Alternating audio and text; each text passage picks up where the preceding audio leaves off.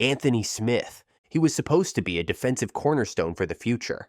Selected 11th overall in the 1990 NFL Draft by the Oakland Raiders, Smith was a dominant defensive end out of Arizona. At 6 feet 3 and 260 pounds, he had the perfect blend of speed, power, and swagger to wreak havoc off the edge. And early on, he delivered. Smith racked up 57.5 sacks in just 98 career games.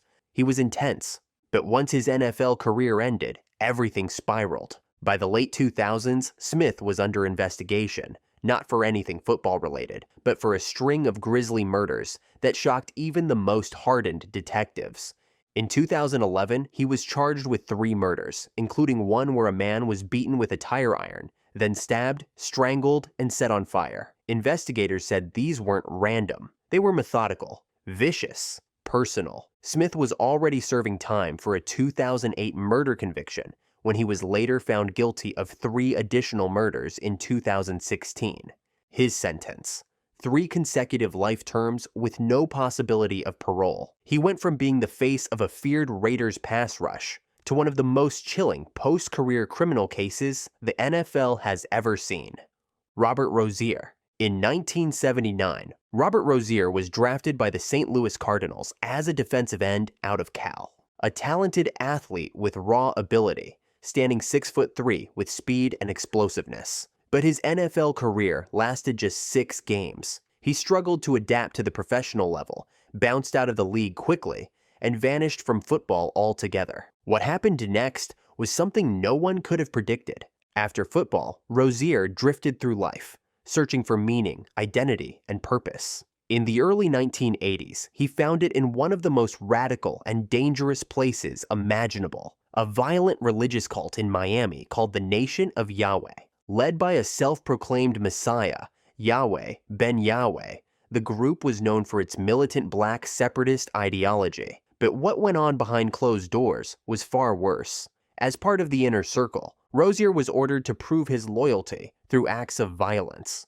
He later confessed to committing at least 7 murders on behalf of the group, mostly targeting people who were considered traitors or threats to Yahweh Ben Yahweh. Rozier became a hitman for the cult, even keeping a kill notebook with names and details of the people he eliminated. Eventually, the FBI closed in on the group. Rozier was arrested and agreed to cooperate with federal authorities. His testimony was critical in helping convict Yahweh Ben Yahweh and several top members in a massive racketeering case. He served around 10 years in prison, was released into witness protection under a new identity, and tried to start over. But the cycle didn't end there. In the years that followed, Rozier continued to get in trouble with the law, mostly for fraud and check-kiting schemes. In 2001, after multiple offenses, he was sentenced to 25 years to life under California's 3 strikes law. Today, he's still in prison.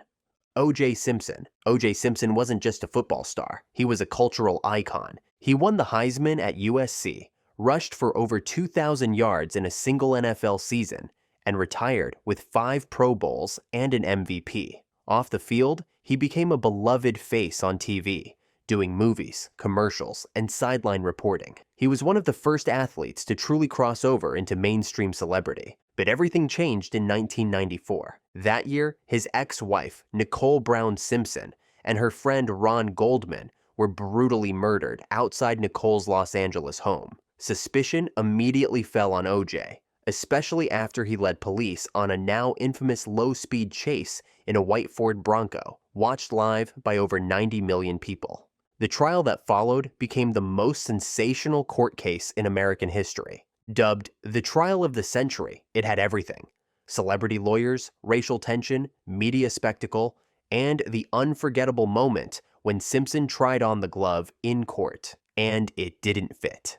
In October 1995, the jury found him not guilty of both murders, a verdict that deeply divided the country. But Simpson's legal troubles didn't end there. In 1997, he was found liable for both deaths in a civil suit and ordered to pay $33.5 million to the victims' families. Years later, in 2007, he was arrested in Las Vegas for armed robbery and kidnapping after attempting to reclaim sports memorabilia he claimed was his.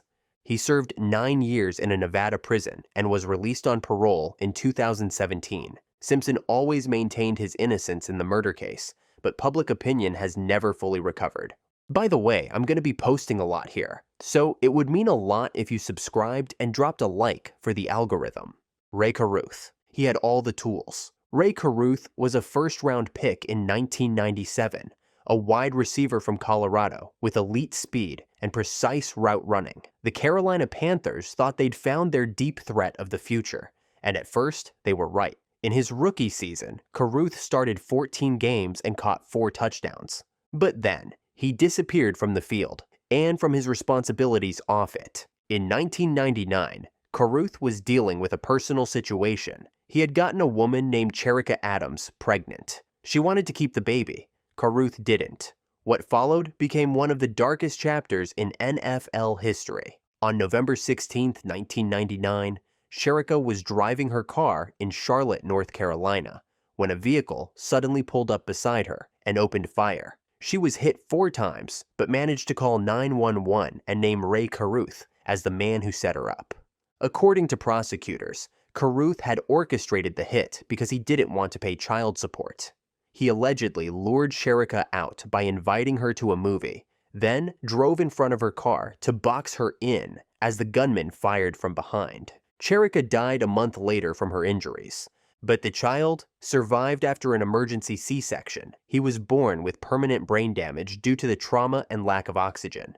Caruth fled the state, but was captured hiding in the trunk of a car in Tennessee. He was convicted in 2001 of conspiracy to commit murder and sentenced to nearly 19 years in prison.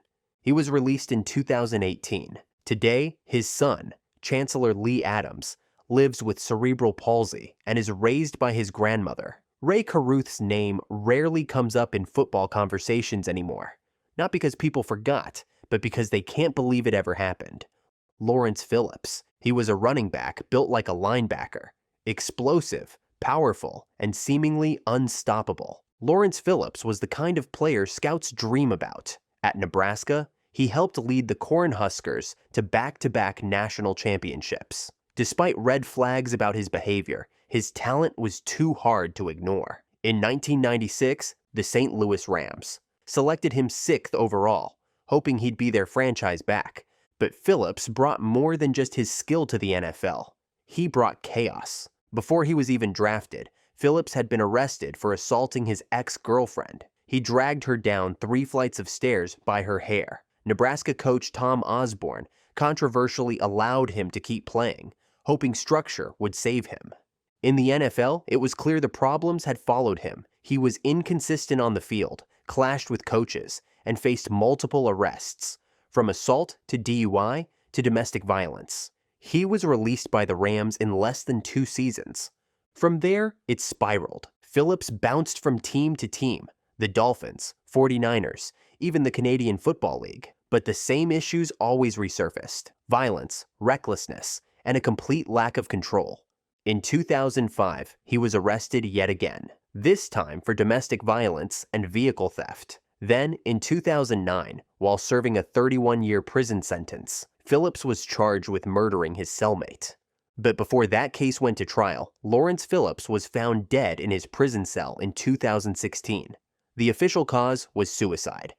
Eric Naposki. He played linebacker in the NFL, but his football career was never the headline. Eric Naposki went undrafted out of UConn in 1988, but his raw athleticism gave him chances with teams like the Patriots, Colts, and Cowboys. He bounced around, appearing in a handful of games, but never truly sticking in the league. After his NFL days, he moved to California, and that's when things got dark. In the early 90s, Naposki was working as a nightclub bouncer and training in martial arts. He also started dating a woman named Nanette Johnston. But Nanette had a secret. She was living with a wealthy older man named Bill McLaughlin, who had no idea about her double life. Then, in December 1994, McLaughlin was shot multiple times in his beachfront home in Newport Beach. The case went cold for over a decade, but in 2009, investigators reopened the file and began to connect the dots, and they all pointed to Naposki and Johnston. Prosecutors believed it was a plot for money. Nanette was the sole beneficiary of McLaughlin's $1 million life insurance policy, and Naposki had the motive and the means.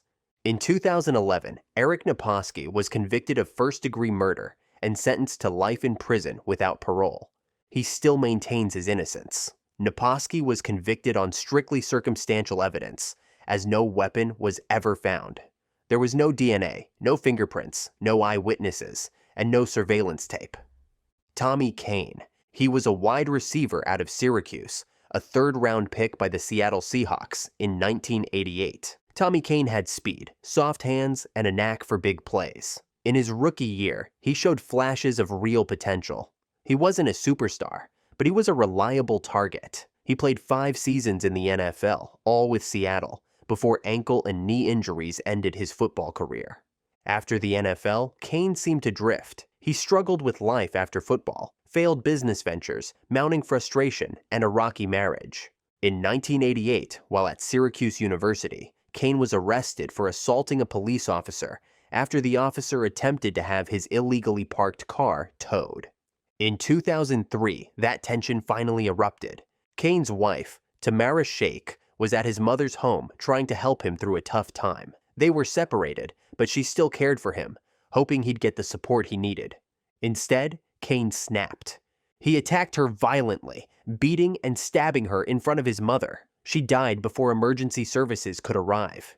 It shocked the football world, not just because of what he did, but because of how sudden and brutal it was. At his trial, Kane pleaded guilty to manslaughter. He claimed mental instability and deep depression, the echoes of a man lost after football. He was sentenced to 18 years in prison.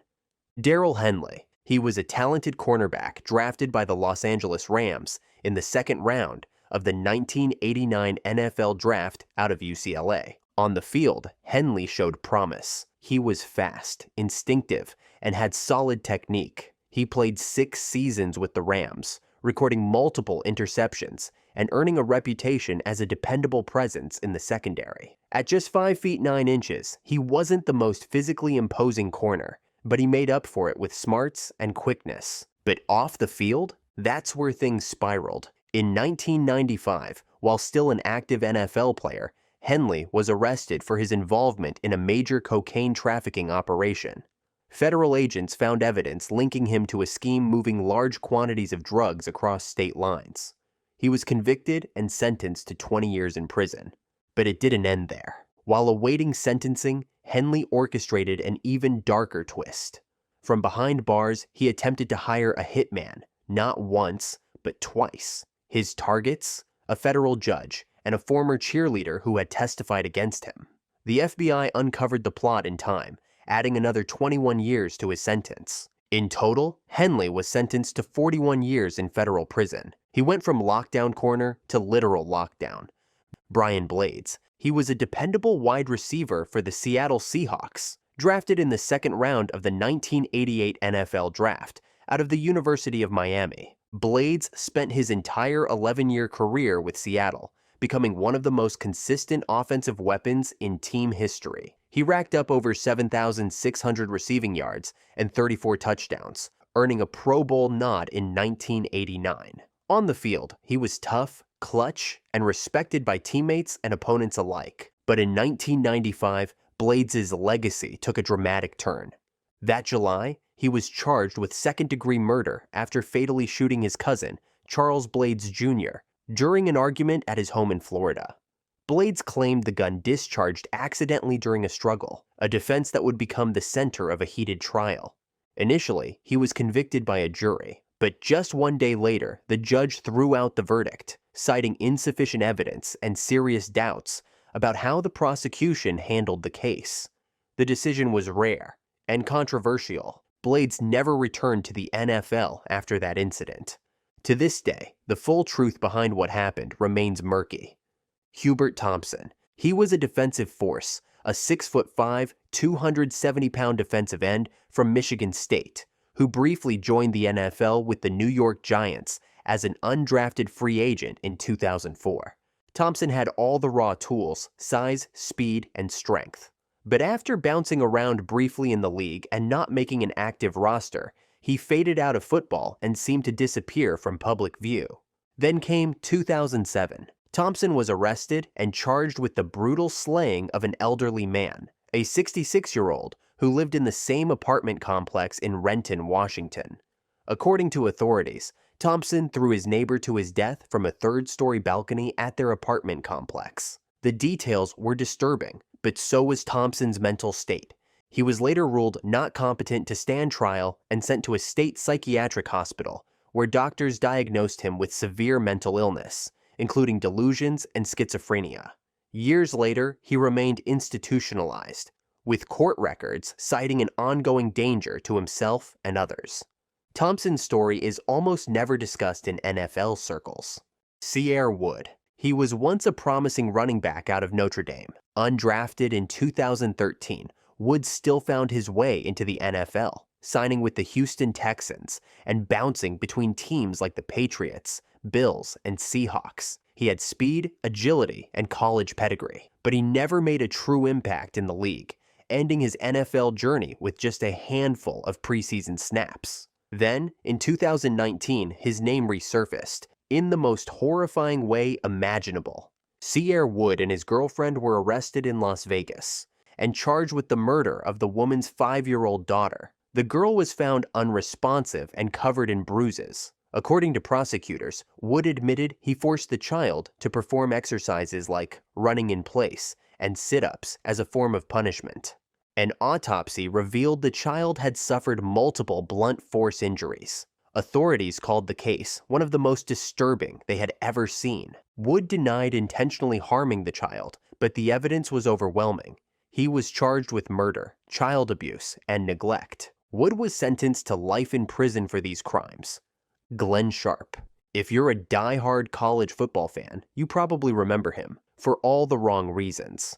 Glenn Sharp was the Miami Hurricanes cornerback involved in one of the most controversial moments in college football history, the 2003 Fiesta Bowl. It was Sharp who was flagged for a pass interference penalty in overtime against Ohio State, a call that gave the Buckeyes a second chance and ultimately cost Miami the national championship. Sharp began his career with the Atlanta Falcons in 2008 as an undrafted free agent. He won a Super Bowl ring with the New Orleans Saints as a practice squad member. His career only lasted a couple seasons, but years later, his name resurfaced for something far more sinister.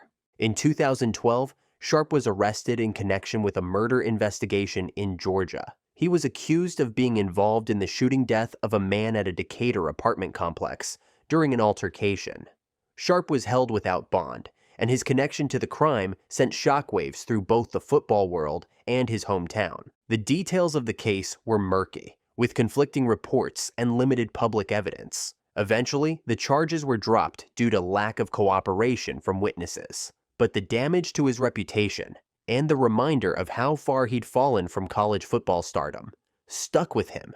Dante Stallworth. He was never a superstar, but Dante Stallworth had the speed, the hands, and the pedigree to stick around in the NFL. Drafted in the first round by the New Orleans Saints in 2002, Stallworth spent nearly a decade in the league. He bounced between teams like the Eagles, Patriots, Browns, and Ravens, putting up solid numbers and proving to be a reliable deep threat when healthy. But everything changed in the early morning hours of March 14th, 2009. Stallworth was driving his Bentley in Miami Beach when he struck and killed a pedestrian named Mario Reyes. Reyes had been attempting to cross the busy causeway on foot after finishing work.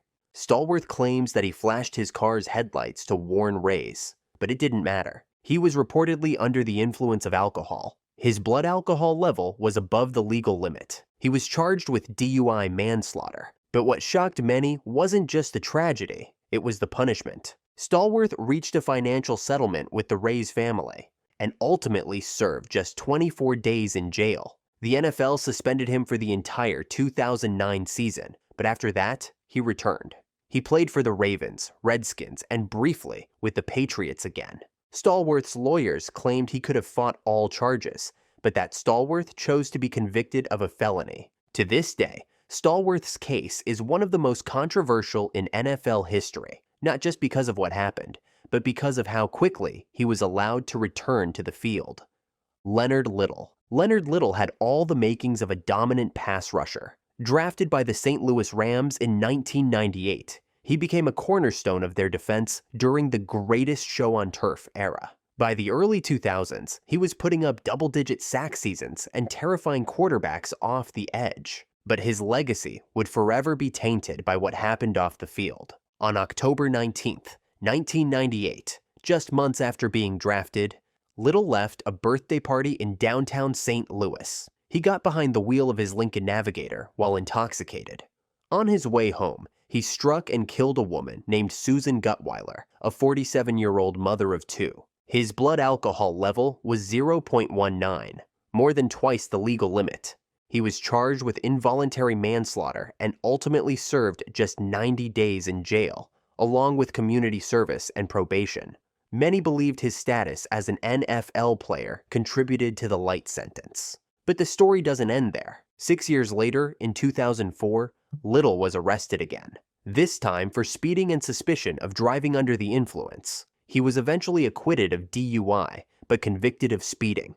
Despite all this, he remained a starter in the NFL for years. He racked up 87.5 career sacks and played until 2009, never missing more than a few games due to disciplinary action. Leonard Little's name is a reminder of how easily fame and talent can blur the lines of justice. Phillip Adams. Phillip Adams had a quiet NFL career, but what happened after football became one of the most disturbing stories in league history. He was drafted in the 7th round of the 2010 NFL Draft by the San Francisco 49ers. Over the next 5 years, Adams bounced between teams, including the Patriots, Seahawks, Raiders, Jets, and Falcons. He played in 78 games total, mostly as a rotational cornerback and special teams contributor. He never became a star. He never made headlines on the field. But in April 2021, his name would be in every headline in America. That month, Adams entered a home in Rock Hill, South Carolina, and fatally shot 6 people, including a prominent local doctor, his wife, and their 2 grandchildren. He then returned to his parents' home, where he took his own life before police could arrest him. There was no note, no clear motive, no prior criminal record, but soon details began to emerge. Adams had suffered multiple concussions during his NFL career. He had a long history of head trauma and was reportedly struggling with severe mental health issues in the years after he retired. When his brain was later examined post-mortem, it was revealed that he had stage 2 CTE, a degenerative brain disease linked to repeated blows to the head. The case reignited national debates around football, head injuries, and mental health. Phillip Adams was never a household name when he played, but the horror of what happened in 2021 made sure his story was one the NFL could never forget. Kevin Ware Jr. Kevin Ware Jr. wasn't a household name during his brief stint in the NFL. After going undrafted in 2003, the tight end signed with Washington and later played for the 49ers. His pro career lasted just 16 games across 2 seasons. But nearly 2 decades later, his name would be attached to one of the most horrific off-field crimes in NFL history. In April 2021, Ware was pulled over in Texas for driving over 115 miles per hour. Inside the car, police found cocaine, methamphetamine, marijuana, a loaded AK-47, and a loaded pistol. He was arrested on multiple felony charges, but was released on bond while awaiting trial. Then, just weeks later, his girlfriend, Taylor Pomaski, vanished after a house party at their home. Friends said the relationship had been volatile, marked by disturbing signs of abuse and control. Taylor was last seen arguing with Ware in the backyard. She never came home. For months, the case went cold. Investigators named Ware as a person of interest, but with no body. There was no arrest. That changed in December 2021. When human remains were discovered in a remote ditch outside Houston. It took time, but they were eventually identified as Pomaski's. By 2022, Ware was indicted for murder and tampering with evidence. Prosecutors alleged that he had stabbed and strangled her, then tried to burn the body and dispose of the remains. Even more disturbing, he allegedly took a photo of her corpse. In May 2025, Kevin Ware Jr. pleaded guilty. He received 30 years in prison for the murder, alongside a 15-year sentence for the earlier gun and drug charges. Ware never made history as a player, but what he did after football etched his name into the darkest corners of the NFL's legacy. If you enjoyed this, I'm going to be posting a lot here, so it would mean a lot if you subscribed. Thanks for watching.